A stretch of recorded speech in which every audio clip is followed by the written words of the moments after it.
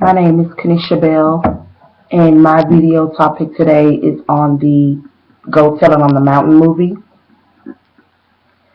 which is a Negro movie, spiritual.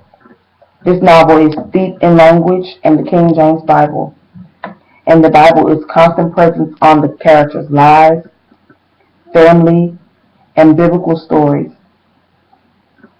At the heart of the story, three main conflicts intertwine: a clash between father and son, a coming-of-age struggle, and a religious crisis.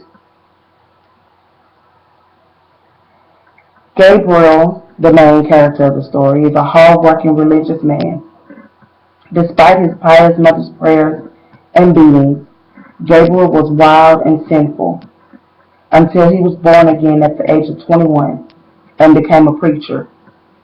In a dream, God promised him that his descendants would bear his seal.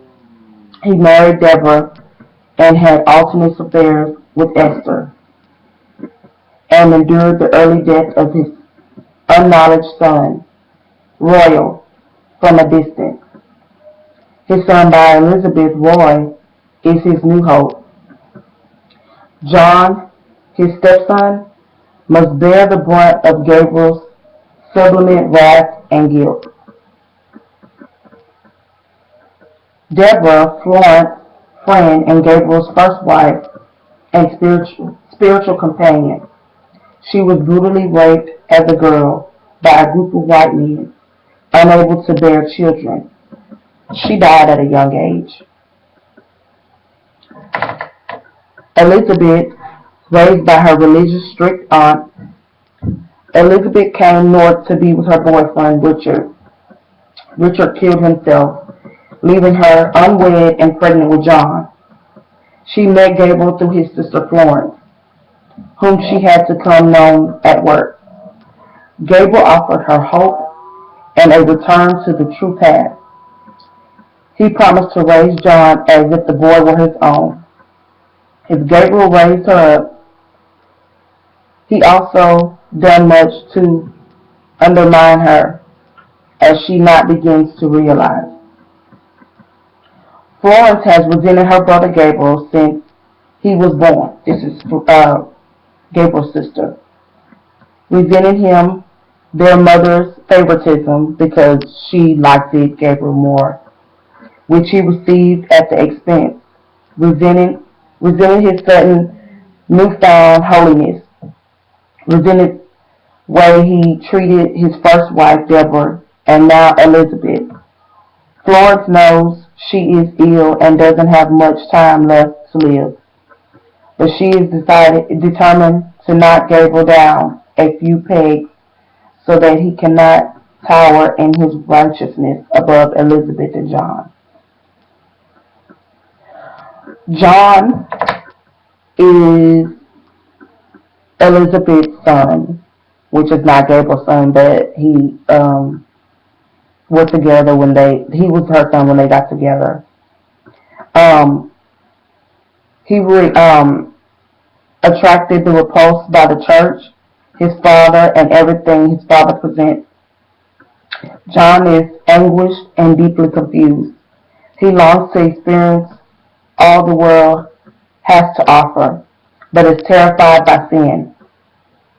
He does not know that Gabriel is not his biological father. Roy, on the other hand, which is John's younger brother, this is the one by Gabriel, he is outspoken and much less concerned with the things that he do. Questions that plague of John. He closely resembles his father, Gabriel, as he was in his younger days, and also shares many traits, as well as his first name, with his half-brother Royal, which was Gabriel's son that he had out of wedlock when he was married to Deborah. He got a woman pregnant while he was married to Deborah, which I felt was kind of wrong because I felt that he should have never married Deborah in the first place because he didn't really want to be with her. He was just with her because she was raped, I think, and he wanted to take her under his wing, but he still wanted to do what he wanted to do at the same time, which I felt was wrong, and that he should have never married her.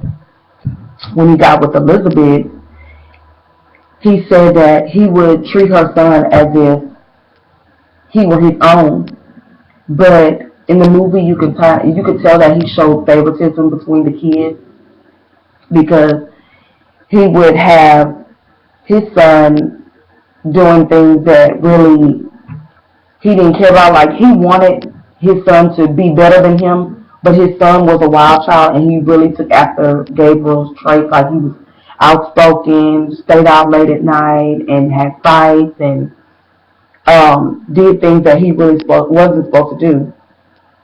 And John was the one that had to always read the Bible, always be on top of things, and not do any wrong, or he would get punished a lot for it.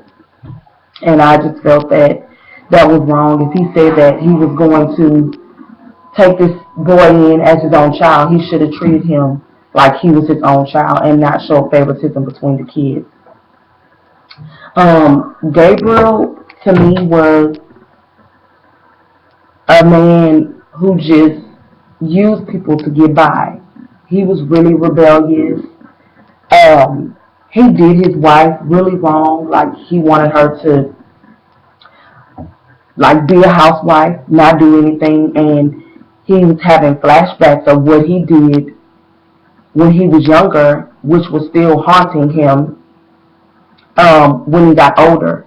That's why he was doing so many things and wanted to change his life around to get right, because he knew that when he was younger he did some really wrong things in his life.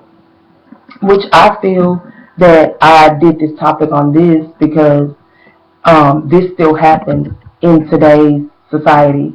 Like, you get these men to where they say that they get with a woman and they already have the child and have a baby by them again, which is their own child, and they treat the stepchild poorly, like not like they're not their kid, which they're not their child, but at the same time, you knew what you were getting into when you got with this person. Like, you should have never made that commitment to be with someone, and you're going to treat the child the way that you treat them, and you treat the woman that you're with the way you treat her. Like, though, I think you shouldn't even get married. You should just take your time and take it slow, which Gabriel always, to me, rushed into things. He worked off of instinct and not by following his heart and doing what was right.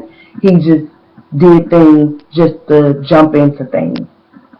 And so that's how I feel about the movie and the characters, and I hope you enjoy it.